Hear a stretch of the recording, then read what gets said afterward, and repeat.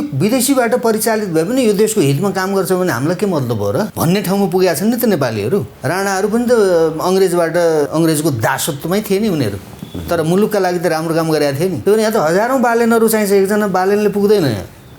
उनले जे गरिरहेछन् यति राम्रो काम गरिरहेछन्, मन परी गर्न पाइँदैन नि त। बालेनले कसैको व्यक्तिगत सम्पत्तिमा डोजर लगाएको छैन। राज्यको सम्पत्ति कब्जा गरेर बसेकाहरू माथि हाने हो डोजर, त्यो त हान्नै पर्छ नि, जसले हाने पनि हान्नु पर्थ्यो। हजारौँ बालेन चाहिन्छ, एकजना बालेनले हुँदैन। अब पछाडि को छ त्यो महत्त्वपूर्ण कुरा हो। बालेनलाई त सहयोग गर्नुपर्ने हो, यिनीहरूले गर्न सकेका काम गरे हो नि त बालेनले। यिनीहरूलाई गर्न कसले रोकेको थियो? अहिलेसम्म कुनै नेताहरूले गर्न सकेको काम अथवा नेताहरूले नै संरक्षण गरेको कामलाई ध्वस्त बनाउने काम गरे। त्यही त। त्यसो भए उनीहरूले यिनीहरूले गरेको बेइमानी हो। यिनीहरूका पछाडिका केही मान्छेहरू यिनीहरूले त्यहाँबाट पैसा खाएका पनि हुनसक्छन्। यिनी त यति भ्रष्ट हुन् नि, तपाईँको भने नि यो एउटा मेयरको बालेनले पुग्दैन क्या। पैसा पाए आमा पनि बेच्छन् यिनीहरूलाई, त्यो त यथार्थ हो। यिनीहरूले आमा पनि बेच्छन्। हिजो राजालाई तानाशाह भन्थे, यिनीहरू आफ्नो विकल्पमा कोही आयो भने त त्यसलाई त यिनीहरूले चाहिँ जसरी डोमिनेट गर्छन्, जसरी चाहिँ हस्तक्षेप गर्छन्, जसरी आफ्ना कार्यकर्ताहरू लगाएर थिचुमिचुमा पार्न खोज्छन्, त्यो त यिनीहरूको लुटको स्वर्गमाथि हमला गर्न बालेनहरू आएपछि त गाह्रो हुन्छ नि त यिनीहरूलाई। स्वाभाविक प्रतिक्रिया, म त अन्यथा मान्दैन। तानाशाहहरू त्यस्तै गर्छ। यो 30 वर्षमा राज्यको सम्पत्ति त पार्टीकरण गरेका छन् नि यिनीहरूले। हुँदा हुँदा राज संस्था हटाइसकेपछि राजाको सम्पत्ति समेत यिनीहरूले चाहिँ खोसेर चाहिँ आफ्नो नाममा पारेका छन्। यी प्रजातन्त्रवादी हुँदै होइन नि, त ठग हुन्, यी तानाशाहहरू हुन्, यी ज्यानमाराहरू हुन्, हत्याराहरू हुन्। यी कुनै राजनीतिक प्राणी होइनन्। हेर्नुहोस्, यदि त्यसो थियो भने त देश बलियो हुँदो हो, समाज बलियो हुँदो हो। त्यही एउटा बालेनलाई नै तपाईँको सधैँ नराखन् जस्तो पो देखियो। त्यसो भयो जाइ लाग्यो भन्न थालिसक्यो। अनि त्यसो भयो भने त दुर्भाग्य हुन्छ नि त। जनता त सहेर बस्दैन नि, जनता त सहेर बस्दैन नि। जाग्छन् र जनता? जनता हेर्नु होला के हुन्छ। यो त झिल्को हो। बालेन असफल भयो मान्नुहोस्। बालेन असफल भएको भोलिपल्टबाट यहाँ कस्तो आन्दोलन चर्किन्छ त्यो कल्पना पनि गर्न सकिँदैन। के यो देशका चाहिँ भ्रष्टहरूलाई तह लगाउनलाई गृहमन्त्रीको पुलिस चाहिन्छ? एउटा जनप्रतिनिधिलाई लोकतन्त्र हो भने, प्रजातन्त्र हो भने जनताद्वारा मत लिएर चुनिएको हो नि, त्यो टिका लगाएको होइन नि बालेनलाई कसैले। जनताको मतद्वारा आएको जनप्रतिनिधि हो नि। अनि उसले चाहिँ भएको बेइमानी भ्रष्ट चाहिँ पार्टीका कार्यकर्ता, पार्टीका चाहिँ झोला बोकेर चाहिँ मनपरी गर्दै बसेकाहरूले चाहिँ राज्यको सम्पत्ति कब्जा गरेहरूमाथि डोजर लगायो त मद्दत गर्नु पर्यो नि। सेना र प्रहरी कोले गर्नुपर्ने हो, उनीहरूको कर्तव्य हो नि त्यो।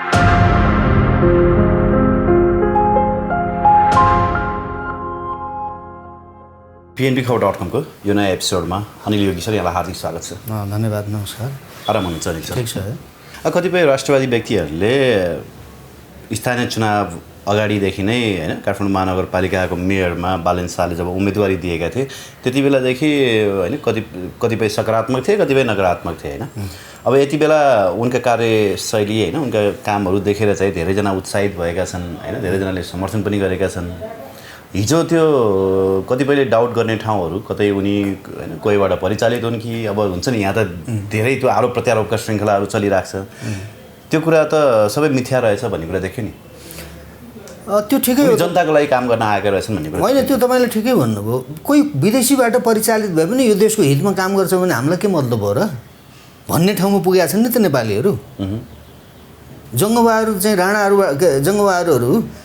राणाहरू पनि त अङ्ग्रेजबाट चाहिँ अङ्ग्रेजको दासत्वमै थिए नि उनीहरू, तर मुलुकका लागि त राम्रो काम गरेका थिए नि। त्यो यहाँ त हजारौँ बालेनहरू चाहिन्छ, एकजना बालेनले पुग्दैन यहाँ। उनले जे गरिरहेछन् यति राम्रो काम गरिरहेछन्, मन परी गर्न पाइँदैन नि त। बालेनले कसैको व्यक्तिगत सम्पत्तिमा डोजर लगाएको छैन। राज्यको सम्पत्ति कब्जा गरेर बसेकाहरू माथि हाने हो डोजर, त्यो त हान्नै पर्छ नि, जसले हाने पनि हान्नु पर्थ्यो। त बालेनले हाने, त्यसमा त हामीले त खुसी व्यक्त गर्नुपर्छ। हजारौँ बालेन चाहिन्छ, एकजना बालेनले हुँदैन। अब पछाडि को छ त्यो महत्त्वपूर्ण कुरा होइन। होइन, त्यति बेलाको कुरा मैले अलिकति सन्दर्भवश जोडिदिएको मात्रै हो होइन। अब अहिले बालेनको कामप्रति तपाईँहरू सन्तुष्ट हुनुहुन्छ? एकदम। बालेनलाई त अगाडि बढ्नका निमित्त हामीले चाहिँ सुझाव पनि दिएका छौँ। हामीसँगका साथीहरू गएर भेटेर पनि सुझाव दिएका छन्। म चाहिँ जान भ्याइनँ। द्वारिका ढुङ्गेल लगायत हाम्रो जर्नल प्रेमसिंह बस्नेत लगायत धेरै साथीहरू गएर भेटेर सुझाव दिएका छन् अगाडि बढ भनेर। गुड। तर दलहरूले त तीव्र असन्तुष्टि व्यक्त गर्दैछन्। अब कतिपयले चाहिँ यसलाई राजनीतिक मुद्दा बनाएर बालेन शाहको वाइवाई पनि गर्न भ्याएका छन्, कतिपय भने बालेनको विरोधमा उत्रिन थालिसके। त उनीहरू त तानाशाह हुन् नि, तिनीहरूले प्रजातन्त्रको आवरण हो नि यिनीहरूको। हिजो राजालाई तानाशाह भन्थे, यिनीहरू आफ्नो विकल्पमा कोही आयो भने त त्यसलाई त यिनीहरूले चाहिँ जसरी डोमिनेट गर्छन्, जसरी चाहिँ हस्तक्षेप गर्छन्, जसरी आफ्ना कार्यकर्ताहरू लगाएर थिचुमिचुमा पार्न खोज्छन्, त्यो त यिनीहरूको लुटको स्वर्गमाथि हमला गर्न बालेनहरू आएपछि त गाह्रो हुन्छ नि त यिनीहरूलाई। त्यो स्वाभाविक प्रतिक्रिया हो, म त अन्यथा मान्दिनँ। तानाशाहहरू त्यस्तै गर्छन्, यिनीहरूले राजालाई तानाशाह भन्छन्। राजाले आफ्नो गद्दी छोडेर चाहिँ दरबार छोडेर चाहिँ हाँसी खुसी निस्के जसलाई यिनले तानाशाह भन्छन्। त यिनका विरुद्धमा कोही आयो भने यिनीहरूलाई कति ठुलो चाहिँ तनाव भइराखेको छ हेर्नुहोस् न। त्यसो भएको हुनाले यी प्रजातन्त्रवादी हुँदै होइन नि, त ठग हुन्, यी तानाशाहहरू हुन्, यी ज्यानमाराहरू हुन्, हत्याराहरू हुन् भनेर हामीले भनेको कुरा त यिनका प्रतिक्रियाले, यिनका कर्मले त त्यो साबित गर्दैछ नि। यी कुनै राजनीतिक प्राणी होइनन् हेर्नुहोस्। यदि त्यसो थियो भने त देश बलियो हुँदो हो, समाज बलियो हुँदो हो। काम गर्न देलान जस्तो लाग्दैन नि त बालेनलाई। अब चौतर्फी घेराबन्दी हुँदै गयो भने त भोलिको दिनमा केन्द्र सरकारबाटै असहयोग होला। हुन त अहिले मैले सुनेअनुसार चाहिँ गृहमन्त्रीको पनि राम्रो साथ छ भन्ने कुरा सुनियो।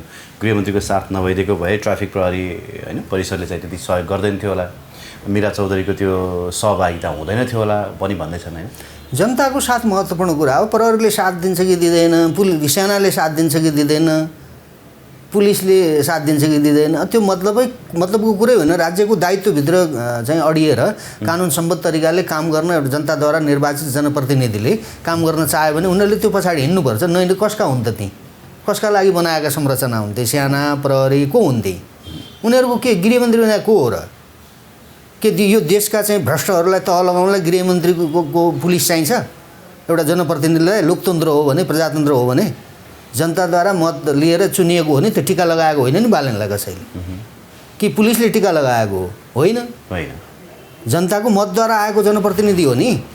अनि उसले चाहिँ भएको बेइमानी भ्रष्ट चाहिँ पार्टीका कार्यकर्ता, पार्टीका चाहिँ झोला बोकेर चाहिँ मनपरी गर्दै बसेकाहरूले चाहिँ राज्यको सम्पत्ति कब्जा गरेहरूमाथि डोजर लगायो त मद्दत गर्नु पऱ्यो नि। सेना र प्रहरी कोले गर्नुपर्ने हो, उनीहरूको कर्तव्य हो नि त्यो। त्यो काम त उनीहरूले गर्न दिनु हुँदैन थियो हिजो, किन गर्न दिएको? यो 30 वर्षमा तपाईँको राज्यको सम्पत्ति त पार्टीकरण गरेका छन् नि यिनीहरूले। हुँदा हुँदा राज संस्था हटाइसकेपछि राजाको सम्पत्ति समेत यिनीहरूले चाहिँ खोसेर चाहिँ आफ्नो नाममा पारेका छ। त त्यो कुरा पनि राजाले चित्त दुखाएन क्या,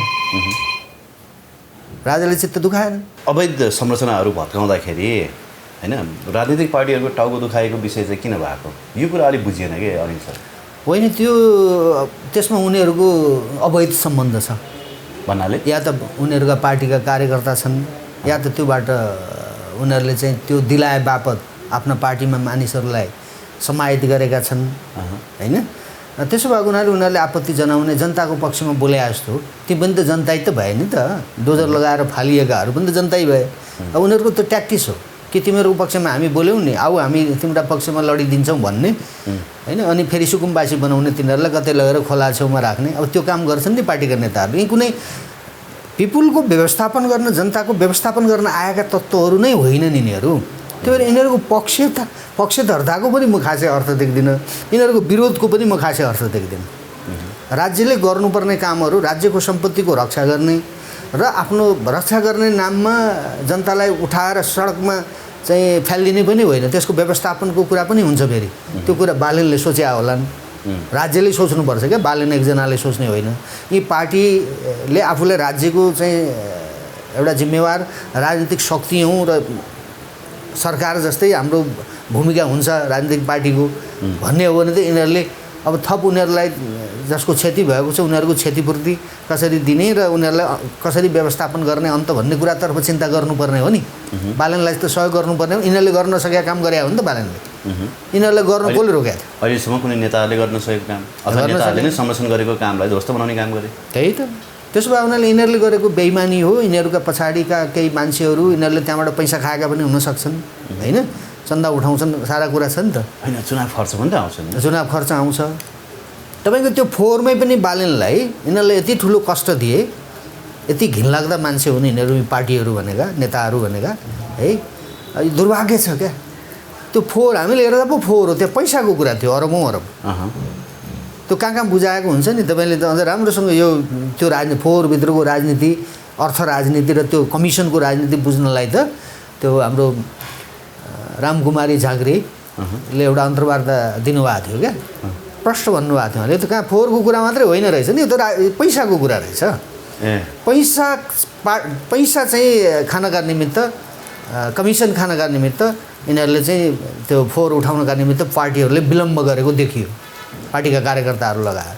पैसा त कमिसनको लागि कमिसनको लागि त्यहाँ आन्दोलन गरायो। यहाँ उठ्न नदिएको, उता नपुगाएको सबै कमिसनको खेल थियो, त्यहाँ पैसाको खेल। यी त यति भ्रष्ट हुन् नि तपाईँको भने नि, यो एउटा मेयरको बालेनले पुग्दैन क्या। पैसा पाए आमा पनि बेच्छन् यिनीहरूलाई, त्यो त यथार्थ हो, यिनीहरूले आमा पनि बेच्छन्। यो नागरिकता बेच्ने भनेको तपाईँ आमा बेचे जस्तो होइन। तपाईँको एउटा पोइन्ट निकै घटलाग्दो लाग्यो क्या, एउटा बालेनले पुग्दैन, यहाँ हजारौँ बालेन चाहिन्छ भन्नुभयो होइन। तर अब अहिले पूर्व मन्त्रीहरू होइन, अब बहालवाला सांसदहरूको अभिव्यक्ति देख्दाखेरि त्यही एउटा बालेनलाई नै तपाईँको सधैँ नराखन् जस्तो पो देखियो। त्यसो भयो जाइ लाग्यो भन्न थालिसक्यो। अनि त्यसो भयो भने त दुर्भाग्य हुन्छ नि त, जनता त सहेर बस्दैन नि, जनता त सहेर बस्दैन नि। जाग्छन् र जनता हेर्नु होला के हुन्छ। यो त झिल्को हो। बालेन असफल भयो मान्नुहोस्, बालेन असफल भएको भोलिपल्टबाट यहाँ कस्तो आन्दोलन चर्किन्छ त्यो चाहिँ त्यो कल्पना पनि गर्न सकिँदैन, त्यो देशैभरिबाट। भनेपछि सबैको आशा भरोसा केन्द्र अहिले बालेन भएको छ। नेताहरूको सुरक्षाको समस्या हुन्छ, नेताहरूको सुरक्षाको समस्या, कति काटिन्छन् कति मारिन्छन् त्यसको टुङ्गै हुँदैन। यो साना प्रहरले पनि त्यो कसैलाई सुरक्षित राख्न सक्ने स्थिति बन्दैन। त्यो बालेनमाथि त्यस्तो तलमाथि केही भयो भने, बालेनमाथि होइन, बालेन प्रवृत्तिमाथि निषेध गर्न खोजियो भने त्यो देशका विरुद्ध गरिएको हुन्छ, नेपाली जनताको हित विपरीत गर्न खोजिएको हुन्छ।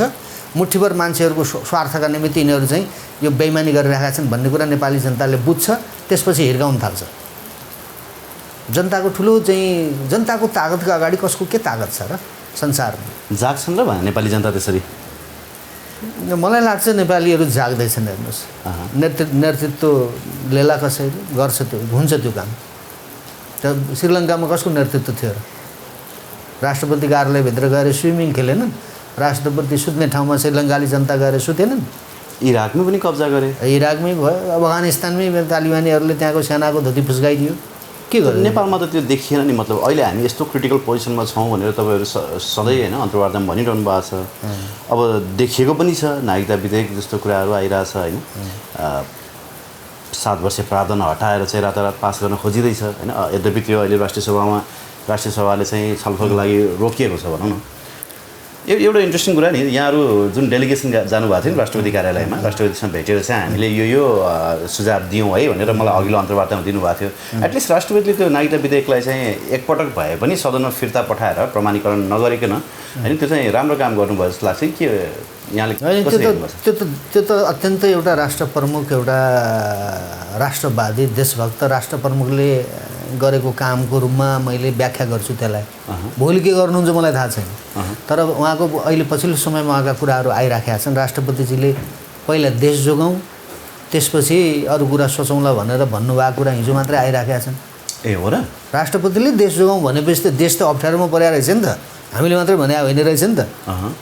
देशको राष्ट्र प्रमुख राष्ट्रपतिले हिजोका सञ्चार माध्यममा उहाँले बोलेका कुरा आइराखेका छन् र उहाँले प्रष्ट रूपमा भन्नुभएको छ, पहिला देश बचाउँ, यो चुनाव पनि चाहिँ यो निष्पक्ष हुन्छ भन्ने कुरा यो संशय पैदा भएको छ, पहिला देश जोगाउँ त्यसपछि बाँकी कुरा गरौँ भनेर राष्ट्रपतिले भनेपछि चुनाव नै निष्पक्ष हुन्छ भन्ने कुरामा राष्ट्रपतिजीले शङ्का व्यक्त गर्नुभएको छ। तर यो त हो पनि, फेरि यो चुनाव हुने हो र भने प्रचण्डले भनेको कुरा मात्रै सुनेर हामीले विचार बनाउने हो भने यो त जनता किन्ने हो नि त। चुनाव हुने हो र किनेर अनि यहाँ छाप लगा भन्ने हो नि त। जनतालाई स्वतन्त्र मतदान गर्न लगाउने त होइन। पैसा खर्च गरेर किनेर भोट किनेर चाहिँ यिनीहरूले लोकतन्त्रको बकवास गर्ने। कसले भन्दा विदेशीका दलालले। कसले भन्दा विदेशीलाई नागरिकता दिनका निमित्त कानुन बनाउने आफ्नो राष्ट्रभित्र। अब यस्ता खालका फटाहरूलाई तह लगाउनका निमित्त सकभर राज्यको सेनाले र राष्ट्रपतिजीले लगाए भयो। अब राष्ट्रपतिले पनि गर्नुहुन्न, सेनाले पनि गर्दैन भने त्यसपछि नेपाली जनताले कसै न कसैले नेतृत्व दिन्छ र नेपाली जनताले सबैसँग हिसाब किताब गर्छ। त्यसपछि राष्ट्रपतिज्यूले फेरि सेना लगायत पूर्व जर्नलहरूसँग पनि भेट्नुभयो, पूर्व तपाईँको प्रधान सेनापतिहरूसँग पनि भेट्नुभयो। एउटा राम्रै होइन डिनर पार्टी नै पनि भयो भन्ने कुरा सुनियो होइन। त्यसको कुनै भनौँ न सिग्निफिकेन्स आउँछ मतलब कुनै किसिमको उहाँले सङ्केत गर्न खोज्नु भएको हो? होइन, धेरै मानिसहरूले चाहिँ यो नेपालका शासकहरू गफ गर्छन्, अन्ततः चाहिँ काम गर्दैनन्। त्यो एउटा शङ्खाको चाहिँ एउटा ठाउँ बाँकी राख्छन् होइन, त्यो हुने गरेको छ। तर राष्ट्रपतिले भने हो नि त पहिला देश जोगाउँ भनेर, मैले भने त होइन नि त। तर राष्ट्रपतिजीले भनेको हुनाले देश सङ्कटमै छ, त्यो त यथार्थ हो। त्यसो भएको हुनाले उहाँले केही गर्नु भएन भने त त्यसपछि त उहाँ पनि हामी जस्तै गभाडी राष्ट्र प्रमुख नभएर गभाडी रहेछ भन्छ नि त दुनियाँले। अनि कतिपयले चाहिँ अब जस्तो तपाईँहरू स्वतन्त्र व्यक्तिहरू गएर होइन डेलिगेसन जानुभयो, आफ्ना महत्त्वपूर्ण सुझावहरू दिनुभयो, राष्ट्रपतिले पनि आफ्ना सुझावहरूसहित त्यो नागरिकता विधेयकलाई चाहिँ संसदमा फिर्ता पठाइदिनु भयो। यद्यपि प्रतिनिधि सभामा चाहिँ त्यहाँ कुनै सुझाव उपर होइन छलफल पनि भएन, अथवा त्यो किसिमको संशोधन पनि नागरिकता विधेयकमा भएन। त्यो हुबहु पास गरेर चाहिँ उहाँहरूले पेल्न खोज्नुभयो होइन। कतिपयले चाहिँ अब यसलाई यो राष्ट्रपतिको यो कदमलाई कसरी लिए भने यो चाहिँ टोटल्ली एमालेलाई भोट ब्याङ्क बढाउनको लागि होइन एमालेलाई फाइदा हुने हिसाबको चाहिँ कदम उहाँले गरिराख्नु भएको छ भन्ने पनि हिसाबले कुरा गरेका छन्। अझ कतिसम्म सुनियो भने उहाँ चाहिँ बरु राजीनामा दिन तयार, नागरिकता विधेयक पास नगर्ने, बरु राजीनामा दिएर एमालेको चाहिँ बरु अध्यक्षता अथवा भनौँ सक्रिय राजनीतिमा आउने चाहिँ उहाँको चासो छ भन्ने कुरा पनि सुनियो। अब कतिसम्म यहाँहरूलाई चाहिँ के लाग्छ? अब म चाहिँ त्यो त्यति त्यस्तो कुरालाई त्यो पोलिटिकल त्यसलाई उहाँले पोलिटिसाइज मात्रै गर्नुभएको हो, यसलाई राजनीतिकरण मात्रै गर्नुभएको हो? मलाई त्यस्तो लाग्दैन। देश बचाउनै खोज्नुभयो। राष्ट्रपतिले त्यस्तो गर्न पाइँदैन। यदि त्यसो गर्नुभयो भने उहाँ राष्ट्रपति नै होइन, भोलि उहाँकै विरुद्धमा जान्छ नेपालीहरू। उहाँमाथि जुन एमालेको सरकार हुँदा, केपी ओलीजीको सरकार हुँदा उहाँले जसरी चाहिँ काम गर्नुभयो, उहाँ आलोचनाको पात्रको रूपमा सबैले आलोचना हामीले पनि गरे हो नि। रातको 2 बजे त उहाँले संसद विघटन गरिदिनु भएको त। त्यही त त्यो चाहिँ केही नचाहिँदा कामहरू अब त्यही हो भने त अनि उहाँलाई कसरी चाहिँ मान्छन् त? जोकर भन्छन् मान्छेले विद्या भण्डारीलाई, राष्ट्रपति भन्दैनन्, त्यसपछि जोकर भन्छन्। राष्ट्र प्रमुखले बोल्या भनेर सुन्यौँ नि त, पढ्यौँ नि त हामीले त। अहिलेको राष्ट्रपति त विद्या भण्डारी हो नि। पहिला देश बचाउँ त्यसपछि बाँकी कुरा गरौँला उहाँले भने हो नि, त्यो त मैले भने होइन। हामीले त दशकौँदेखि भन्दै हौँ, हाम्रो कुरा त कसैले सुन्दैन। तर राष्ट्रपतिले भनेको कुरा सुनेको मैले, पढेको मैले हिजो मात्रै। त्यसो भएको हुनाले उहाँले देश अप्ठ्यारोमा परेको छ भनिसकेपछि त देश अप्ठ्यारोमा छ हामीलाई थाहा छ। सेनापति बालवाला प्रधान सेनापति त्यहाँ उहाँको मिटिङमा बसिया छ, जर्नलिस्टहरूसँग मिटिङ गरिराख्नु भएको छ। के को लागि होला त? होइन, कहीँ पौडी खेल्न जानलाई, कहीँ माछा मार्न जानलाई त होइन होला, देश अप्ठ्यारोमा छ भनेरै होला। तयार रहनु भनेर निर्देशनै दिनुभयो भन्ने कुरा पनि सुनिरहेको छु होइन। अब नेपालमा त अफवाह धेरै फैलिन्छ। त्यो अफवाह उहाँले त ओपनली छलफल चलाइराख्नु भएको छ नि त। या त अब त्यो यिनीहरूलाई धम्काउनलाई र तपाईँले भने जस्तो चाहिँ एमालेलाई चुनावमा चाहिँ बलियो बनाउनका निमित्त खेलेको रणनीति हो भने त अब त्यो भगवान् जाने, त्यो गर्ने छुट उहाँलाई छैन राष्ट्रपतिजीलाई होइन। किनकि राष्ट्रपति जस्तो एउटा गरिमामय पद त्यो कुनै एउटा पार्टीको हितका लागि, कुनै व्यक्तिको हितका लागि त्यो दुरुपयोग गर्ने कुरा होइन। त्यो अधिकार छैन उहाँलाई। उहाँलाई त समग्र राष्ट्रवासीहरू, सेनापति मुनिका त्यो 1 लाख सेना, ती सबै दुनियाँको सबैको रक्षा गर्ने र सबैलाई थितिर विधि मिलाइदिएर अगाडि लैजाने एउटा रोड म्याप उहाँले दिनुपर्छ। जस्तो कुनै किसिमको अप्रिय घटना घटाउनै पर्ने बाध्यता भयो यदि देश जोगाउनु पर्ने सन्दर्भमा भने राष्ट्रपतिलाई नेपाली सेनाले साथ दिन्छ होला त? नेपाली सेनाभित्र पनि के छ राजनीति भन्ने कुरा तपाईँलाई प्रश्न थाहा छ होइन? राष्ट्रपतिले भनेको साँच्चीकै नेपाली सेनाले मान्छ? प्रश्न यहाँ उब्जिएको छ कि होइन। यो अब बाह्य तत्त्वहरूबाट कोही पनि चाहिँ मुक्त छैनन् नेपालका यी शासक प्रशासकहरू। त्यो डर त छ होइन। त्यो श्यामशरणले प्यारजङ थापालाई धम्काएपछि उसले राजालाई छोड्या हो नि, राज संस्थालाई छोड्या हो नि प्यारजङ थापाले। त्यो भएर कति बलि यी सेनापति श्यामशरणले थर्काएको, श्यामशरणले हेडक्वार्टरमा गएर मैले थर्काएपछि अनि राजा छोड्या हो नेपाली सेनाले भनेको छ नि उसले। यिनीहरूको त यी त लाज पचेका बेइमानहरू भयो नि, अस्ति लेखेको पुस्तकमा। यी त लाज पचेकाहरू भयो नि त, शासन सत्तामा प्रशासनमा बस्नेहरू, सेनापतिहरू यी आफ्नै शरीरमा मुत्नेहरू भएपछिको चाहिँ दशा लाग्यो हो नि हाम्रो। यी त बेइमानहरू छन् नि, पैसामा बिके नि यिनीहरू। विदेशीले आएर हाम्रो सेनापतिलाई धम्काएर जान्छ, विदेशीले आएर बालुवाटारभित्र यो प्रधानमन्त्रीलाई त भाग अर्कोलाई ल्याएर राख्छु भनेर जान्छ खुफिया एजेन्सीको प्रमुखले। सामन्त गोयलले आएर हटाएको होइन यो केपी ओली भन्नेलाई? त्यो राष्ट्रपतिजीलाई थाहा छैन त्यो कुरा? त यो लाजोको मर्नु शासन व्यवस्था चलिराखेको छ नि त। त्यसो भए उनीहरूलाई राष्ट्र सङ्कटमा पर्यो भन्नुभयो होला राष्ट्रपतिजीले भन्ने मेरो बुझाइ हो होइन। व्यवस्था परिवर्तन विदेशीले गरिदिने, चुनाव विदेशीले गराइदिने होइन। यो लाजोको मर्नु व्यवस्था भयो नि त यो। त्यसो भए उनीहरूले यो यस्तो खालको तरिकाले चल्दैन। अब फरक ढङ्गले सोच्नुपर्छ हामीले भन्ने ठाउँमा चाहिँ यो 4वटा सुरक्षा अङ्गका टाउका छन् नि, राष्ट्रपतिको टाउकोसहित 5वटा टाउका, यी 5वटा टाउकाभित्र विवेक छन् भने उनीहरूले चाहिँ विवेक प्रयोग गर्नु पऱ्यो र मुलुकलाई बचाउनु पऱ्यो। राष्ट्रपतिले भनेको जस्तो पहिला देश जोगाउने, त्यसपछि बाँकी कुरा त गरौँला नि, छँदैछ नि हाम्रो भनाइ चाहिँ त्यो। अब उहाँहरूले गर्नु भएन भने त सबै जान्छ, त्यसपछि त हिसाब किताब होला नि त, कसै न कसैले गर्ला नि, आउला नि कोही न कोही। ओके, अब बालनकै प्रसङ्गमा फर्किँदा नि बालनलाई स्मुथली काम गर्न देलान जस्तो देखिएन होइन। अब आन्दोलनमा उत्रिसके, जनताले साथ दिने भन्ने कुरामा पनि बालनले अहिलेसम्म आह्वान त गरेका छैनन् होइन। अब कतिपय के भन्छन् भने बालनले एकचोटि आह्वान गरे भने 10,000 युवाहरू चाहिँ उत्रिन तयार छन् भन्छन् होइन। त्यो सम्भव होला होइन? उसले कति युवा उतार्छ? किनभने तपाईँहरूले पनि पटक पटक आह्वान गरेर हेर्नुभएको, सडक आन्दोलन पनि गर्नुभएको होइन।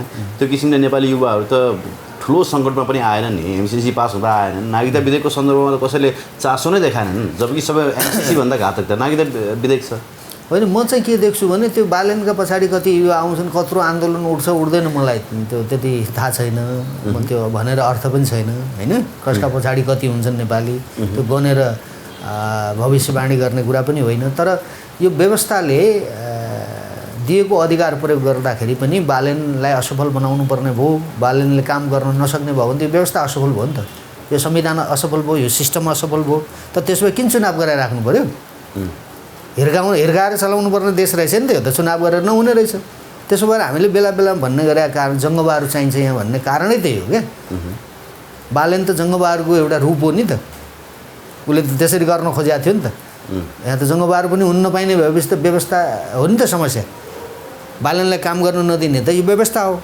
त्यसो भए उनीहरूले चुनावतिर नलाग्ने, यो व्यवस्था हटाउनेतिर चाहिँ आम नेपालीहरू लाग्नुपर्छ। त्यसो भएको हुनाले त्यसपछि मात्रै विवेकयुक्त एउटा प्राणी अगाडि आउँछ र त्यसले चित्त बुझाएर क्या, जनताको चित्त बुझाएर अनि हिर्काउनु सुरु गर्छ। अनि त्यसले हिर्काइसकेपछि त 200-400 बेइमानहरूलाई लगेर तुर्लुङ्ग झुन्ड्याउन सक्ने बहादुर अगाडि आयो, अथवा यति वर्ष त खोरमा गइसक्यो, तेरो मालिक पनि गयो, त हल्ला गर्छस्। देशका विरुद्धमा काम गर्ने, लुट्ने, भ्रष्टाचार गर्ने, ठुला कुरा गर्ने भनेर ढाडमा हिर्काउने मान्छे चाहिए हो नेपालीले? कुनै विधि र व्यवस्था चाहिए हो र नेपालीलाई? मलाई लाग्छ होइन। लोकतन्त्र चाहिए, गणतन्त्र चाहिए, प्रजातन्त्र चाहिए हो र? होइन। त्यसो भए उनीहरूले एउटा शासक जन्माउने प्रयास भइराखेको छ यी पार्टीहरूबाट। बालनलाई डिस्टर्ब गरेर होस् या हाम्रा कुरा नसुनेर होस् या राष्ट्रपतिलाई चाहिँ धम्क्याएर होस्, संशोधन गर भनेर 15वटा सुझावसहित दिएको विधेयक ल नगर त भनेर एउटा पनि बुँदा तलमाथि नगरिकन जस्ताको तस्तै पास गरे। यो त धम्कीपूर्ण चाहिँ शैली हो नि। त्यो जनताको सार्वभौम सत्ता संसद भन्ने राष्ट्रपतिले दुनियाँले भनेको कुरा त यिनीहरूले मान्दैनन्, त्यो थाहा छ हामीलाई। राष्ट्रघात गर्छन् यिनीहरूले त्यहाँ बसेर, देशका विरुद्ध सन्धि सम्झौता गर्छन् यिनीहरूले त्यहाँभित्र, त्यो त देख्यौँ नि हामीले। तर राष्ट्रपतिले भने पनि नमान्ने भनेपछि त कस्तो संसद त त्यो? त्यो त विदेशी दलालहरूको अखाडा हो। मैले त्यसै भने होइन नि, यिनले गरेका कर्मका प्रमाणका आधारमा भनेको हो त्यो। त्यसो भए उनीहरूले यो विधि व्यवस्था सिस्टम यो सबै कोल्याप्स हुन्छ। बालनमाथि मात्र होइन कि कसैमाथि पनि देशको हितको पक्षमा कुरा गर्ने, बोल्ने, काम गर्ने, यही सिस्टमभित्र छिरेर पनि देशको हितमा काम गर्न चाहनेहरूमाथि डिस्टर्ब गरियो, समस्या ल्याउन थालियो भने चाहिँ यो व्यवस्था जान्छ। यी विदेशीका डिजाइनमा काम गर्ने पात्र र प्रतिनिधिहरू खोरमा जान्छन् र नयाँ तरिकाको व्यवस्था र सिस्टम अगाडि बढ्छ। अस्ति रामकुमारी झाँक्रीले एउटा स्ट्याटस लेख्नुभयो, मैले पनि गर्न खोजेको काम यही थियो होइन। हुन त केही मन्त्री भएको 1-2 दिन उहाँ पनि डोजर लिएर धोबी खोलाको किनारै दौडिनु भयो होइन। तर त्यो स्टोनबाजीको रूपमा मात्रै परिणत भयो। यद्यपि बालनले यो सुरुवात गरे पछाडि उहाँले के स्ट्याटस लेख्नुभयो भने मैले राजनीतिक दबावको कारणले गर्दाखेरि सकिनँ होइन, तपाईँ अगाडि बढ्नुहोस्, मेरो समर्थन छ भनेर लेख्नुभयो।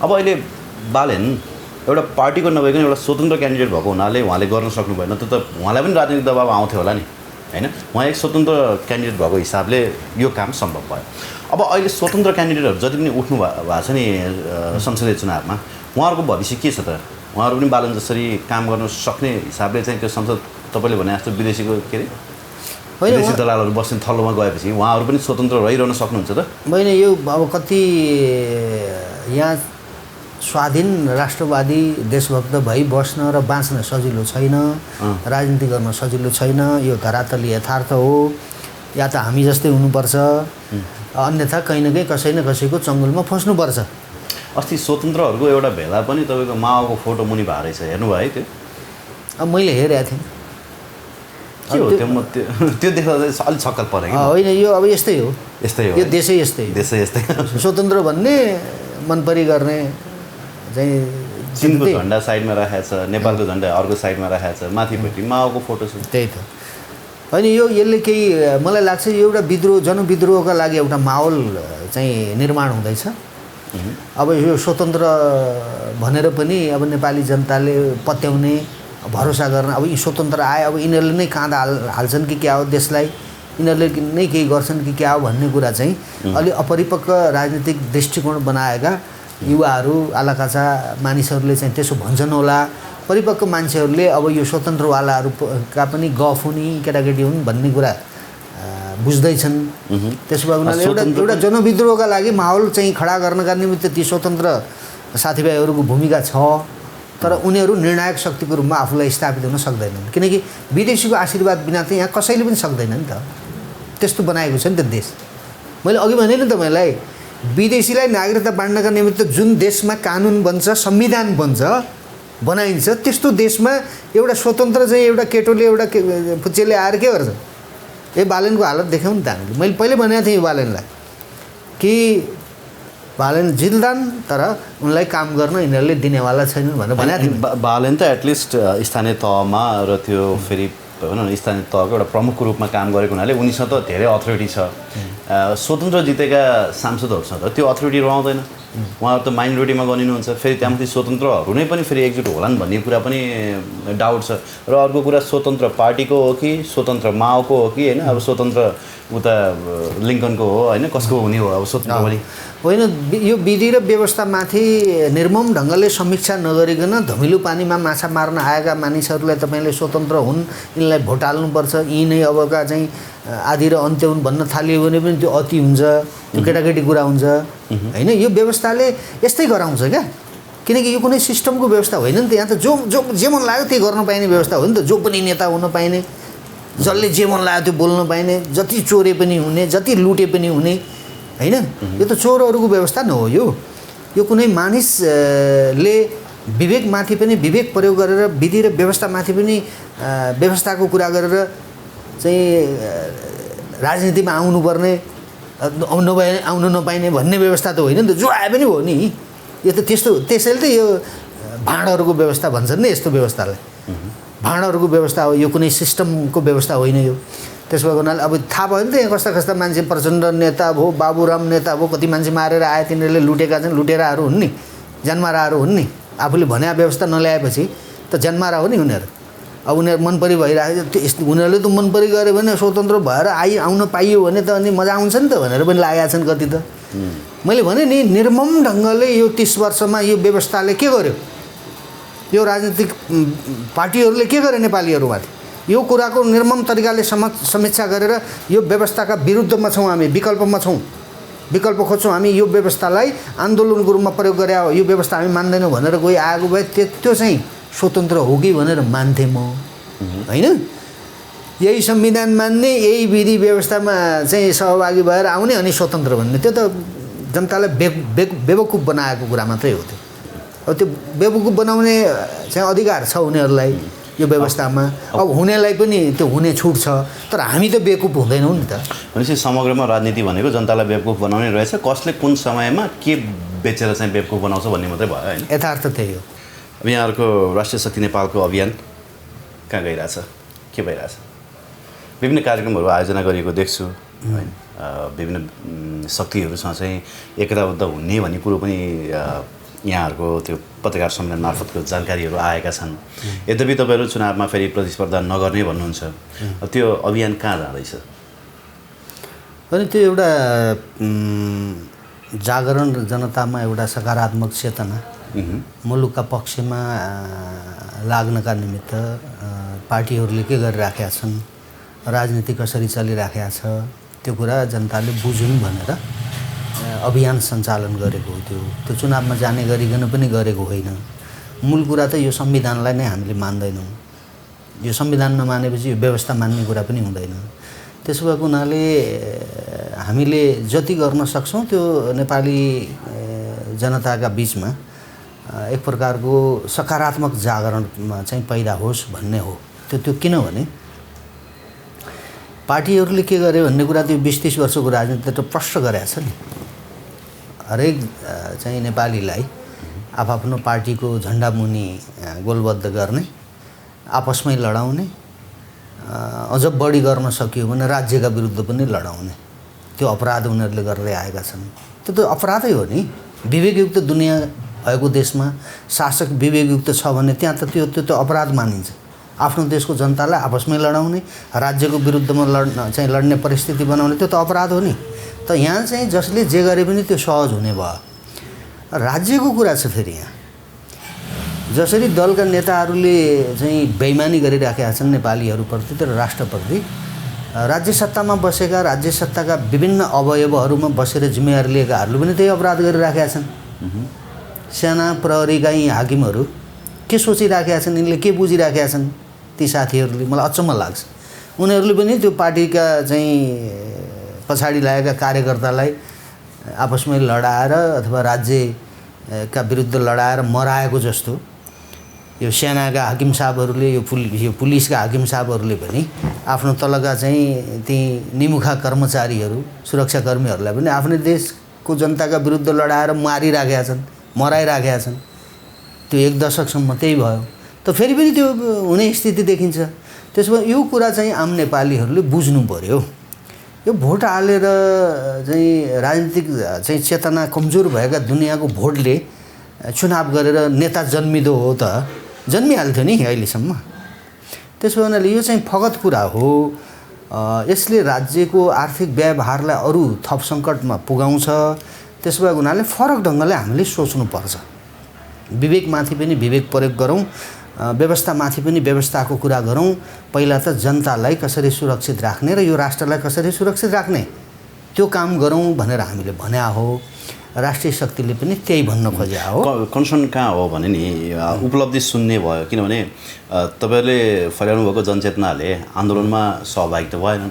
अब तपाईँहरू चुनावी प्रतिस्पर्धामा पनि समावेश नहुने भने पश्चात यो संविधान मान्दिनँ भन्दा भन्दै पनि मान्न त बाध्य हुनु भइरहेछ। होइन, एउटा परिवर्तनको लागि त तपाईँहरू चुनावमा होमिनै पर्ने अवस्था छ। होइन, कस्तो हुन्छ भने हजुरको प्रजातान्त्रिक शासन व्यवस्था, साँच्चीकै प्रजातान्त्रिक शासन व्यवस्थामा एकजना व्यक्तिले पनि व्यवस्थाप्रति र संविधानप्रति र राज्यका अन्य सिस्टमहरूप्रति प्रश्न उठायो भने त्यो गम्भीर कुरा हुन्छ। एकजना व्यक्तिले, कन्सियस नागरिकले भनौँ, सचेत नागरिकले। तर यहाँ त सबै बहिरो छन्। त यहाँ त सबै बहिरो छन्, सही भन्नुभयो तपाईँले। सबैको चेत हराएको छ। त यहाँ त सुनवाई हुँदैन नि। त पहिलो कुरा त यो व्यवस्था प्रजातान्त्रिक हुँदै होइन। यो त फगत व्यवस्था नै हो। हल्ला गर्न जति पनि पाइने तर आफ्नो देश बलियो बनाउनु पनि नपाइने, देशका कुरा गर्न पनि चाहिँ कुरा गर्दाखेरि चाहिँ मजाक गरेको जस्तो ठान्ने। हामीले के भनेको छौँ भन्नुहोस् त? यो देश बलियो हुनुपर्छ भन्यौँ हामीले। नेपाली जातिलाई यही देशभित्र जीविका देखाइदिनुपर्छ भन्यौँ हामीले। बाह्य हस्तक्षेपबाट मुलुकलाई मुक्त राख्नुपर्छ भन्यौँ हामीले। यी नागरिकतादेखि लिएर यो एमसिसीवाला यी सबै जे चाहिँ विदेशीहरूको इन्ट्रेस्ट पुरा गर्ने गरिकन आएका जे सन्धि सम्झौताहरू छन् त्यो गर्दाखेरि विचार प्रयोग गरेर विवेकपूर्ण तरिकाले सोच विचार गरेर गर भन्यौँ हामीले। के चाहिँ ठुलो कुरा गरे हो र हामीले? राष्ट्रले गर्नुपर्ने कुरा सम्झाइदिएको न हो हामीले। त मजाक ठानिरहेका छन् नेपालीहरूले। शासकहरूको त कुरै छैन। शासक त के खान्छ, के सुन्छ, के बुझ्छ, कुनै टुङ्गो छैन। होइन, अधिकांश भनौँ न राष्ट्रवादी युवाहरू पनि अहिले चुनावी माहौलमा होइन चुनावमा होमिने तयारी गर्दैछन् कतिपय स्वतन्त्रको रूपमा कतिपय स्वतन्त्रको आवरणमा होइन कतिपय दलीय रूपमै पनि चुनावी प्रतिस्पर्धामा समावेश हुँदै छन् भने अब यहाँहरू चाहिँ होइन भनौँ न एक हिसाबले आफ्नो जुन अभियान छ अभियान मार्फतै हामी जनचेतना फैलाउन सफल हुन्छौँ भनिरहँदा त्यो कतै उपलब्धि शून्य हुने त होइन भन्ने मात्रै मेरो कन्सर्न हो कि होइन अभियानको कुरा त भोलि अभियान सकिनु पनि सक्छ नि अभियान त ढिसमिस पनि हुनसक्छ नि मोटिभ पुरा नभइकन ढिसमिस भयो भने त के फाइदा भयो हामीले यहाँ हाम्रो कुनै त्यस्तो लक्ष्य छैन भन्न खोजेको के भने हामीले खालि जनतालाई मुलुकको पक्षमा अडिनका लागि र केही कुराहरू हाम्रा गुमाउनै नहुने कुराहरू गुमाएका छौँ त्यसमाथि समीक्षा गरौँ फर्किनुपर्ने ठाउँमा फर्कियौँ त्यो चुनावी एजेन्डा पनि त हुनसक्थ्यो नि त्यो होइन यो विधि र व्यवस्थामा चुनाव लडेर त्यो एजेन्डा पुरा हुनै सक्दैन त्यो चाहिँ खालि फगत कुरा हो त्यो त्यस्तो राजनीतिले पार लाग्ने भइदिया भए 46मा त्यत्रो आन्दोलन किन हुन्थ्यो चुनावमै आएका थिए नि पार्टीहरू 46मा चुनावै लड्या हो नि बाबुरामको पार्टीले 9 सिट बनाएका थिए नि अन्तिम बन्दुक उठाउनु पर्यो उनीहरूले त्यसो भए उनीहरूले यो परिवर्तन भन्ने कुरा एउटा आन्दोलनका माध्यमद्वारा हुने गर्छ त्यसो भए उनीहरूले यो परिस्थितिलाई हामीले बुझेर नै यो चुनावलाई उपयोग गर्नु भनेको यो हाम्रा त मुद्दा ती छन् नि त धर्मको मुद्दा छ धर्मनिरपेक्षता गराउनका निमित्त बाह्य शक्तिहरूको डिजाइन अन्तर्गत भएको छ त्यो राज संस्थाको अन्त्य भएको छ त्यो बाह्य डिजाइनमा भएको छ विदेशी ताकतका चाहिँ आडमा भएका छन् नि ती कुराहरू अनि विदेशीले गराउने चुनावमा हामी सहभागी भएर राज संस्था फर्किन्छ हाम्रो सनातन राष्ट्र चाहिँ कायम रहन्छ त्यस्तो कुरा त त्यो त झुक्क्याउने कुरा भयो नि त त्यो झुक्क्याउनु हुँदैन भनेर हामीले चुनावको कुरा नगरेको हस् Anil sir thank you very much धन्यवाद मलाई मौका दिनुभयो युवराज